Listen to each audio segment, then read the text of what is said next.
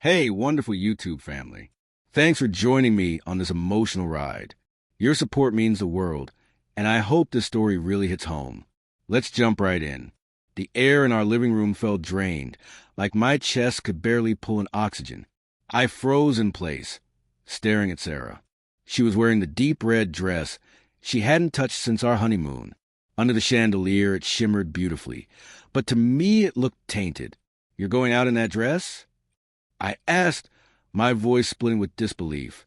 She turned, her eyes flashing, guilt, defiance, or maybe both. "If you walk out wearing it, don't come back." The words burned as they tore out of me, jagged and sharp. Her lips parted, but nothing came out. That silence roared louder than any confession. I wanted to shout, to demand answers, but I couldn't move. My feet were planted on the same wooden floor where we danced barefoot 5 years ago, back when love felt like a vow instead of a blade. The signs had been small at first. Her phone lying face down, buzzing at odd times. Long nights at the office that stretched into morning. The faint trace of men's cologne clinging to her coat. I explained it all away. Stress, a new promotion, the pressure of her job. I trusted her. Completely. But tonight, the red flags were impossible to ignore. She'd been cold all week. Her smiles didn't reach her eyes, her touches fleeting. When she said she was meeting a client for dinner, I nodded like always, yet something gnawed at me. Maybe it was how she avoided eye contact, or how she spent an hour perfecting her hair into soft waves. And that dress, it felt like a punch straight to my chest. She hadn't worn it since Santorini, since she whispered, "Forever," with her head against me under the stars. "Where are you really going, Sarah?" I asked, my voice low, trembling under the weight of question. She adjusted her earring, movement steady despite the tension crackling in the air. "I told you, Tom. It's just a work thing." Her words were smooth, rehearsed, but her eyes darted toward the door. My Sarah, the woman who could stare down a boardroom, couldn't meet my gaze. I stepped closer. The floor groaned beneath me, the air thick with jasmine perfume mixed with something sharper, regret. "A work thing," I repeated, my tone hardening. "At 9 p.m.? In that dress?" Her shoulders stiffened. For a second, I thought she'd break and tell me the truth. Instead, she grabbed her purse, her heels striking the floor. "I don't have time for this, Tom. I'll be late." The door slammed, leaving me in suffocating silence. My chest throbbed with emptiness. I dropped onto the couch we'd picked together, its worn leather once filled with memories of movies and whispered secrets. Now it felt foreign. I pulled out my phone, thumb hovering over her contact. Should I call? Confront her? But what if she lied again? Or worse, what if she didn't? Time passed slowly, the clock ticking like a heartbeat. Then I noticed her laptop, left open on the coffee table. She was usually so careful, always logging out, always hiding tabs. Not tonight. My pulse raced as I pulled it onto my lap. The screen glowed, revealing her email already open. A name I didn't recognize stared back at me. Daniel Carter. Hands shaking.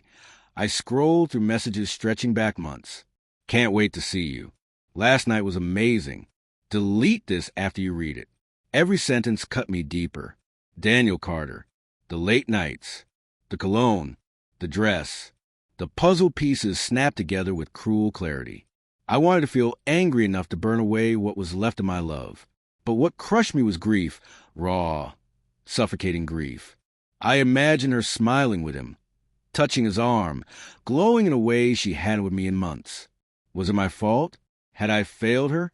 The question spun endlessly, tearing me apart. Hours later, the front door creaked open. I hadn't moved, the laptop still glowing with proof. Sarah stepped inside, the red dress catching the moonlight.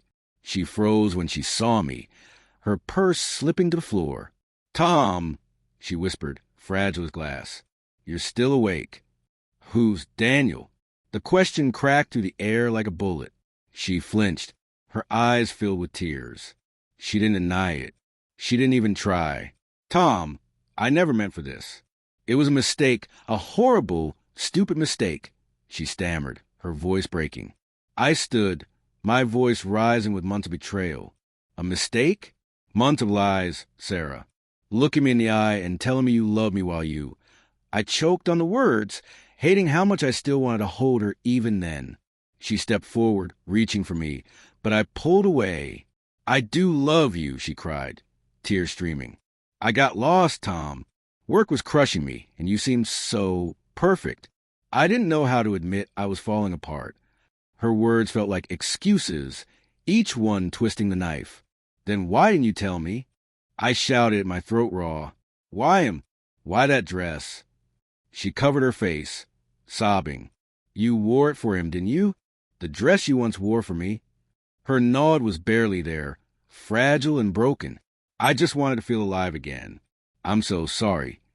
But sorry wasn't enough. It couldn't fix the trust she had destroyed. I turned toward the mantel, toward the photos of us smiling, frozen in a past that now felt like a lie. Get out, I said softly. Don't come back. Her sobs echoed as she left. The door shut quietly this time, and silence swallowed me whole. I collapsed to the floor, the laptop still glowing with Daniel's words. Then a notification pinged. A new email. Subject, I'm sorry. My stomach dropped as I clicked it, bracing for more excuses. But inside was just one line. I left something for you in the bedroom. My legs felt heavy as I climbed the stairs, dread twisting inside me. On the bed sat a letter, her handwriting shaky but intentional. Tom, it began. I've been lying to myself as much as to you. Daniel was an escape, but you were my home. I don't ask for forgiveness.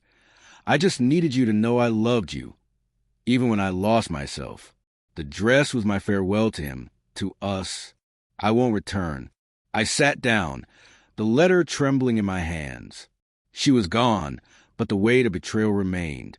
A shadow I knew I'd carry forever.